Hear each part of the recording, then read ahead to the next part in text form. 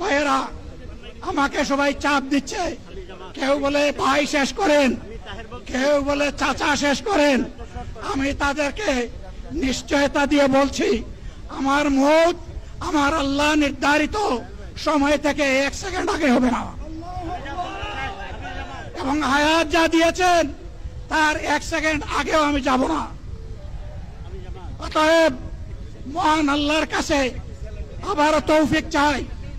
আপনাদের কাছে যে কষ্ট হয়েছে, আপনারা, আমি তো এখানে শান্তিতে বসাচ্ছিলাম আর চতুর্দিকে শুধু দৃষ্টি বুলাচ্ছিলাম, কি কষ্ট হচ্ছে আমার ভাইদের। প্রিয় ভাইরা, এই কষ্ট আল্লাহর জন্য। এই কষ্ট কার জন্য? ইনশাআল্লাহ আল্লাহ তাআলা আপনাদেরকে তার উপযুক্ত যাজা দুনিয়ায় দিবেন, আখিরাতে দিবেন।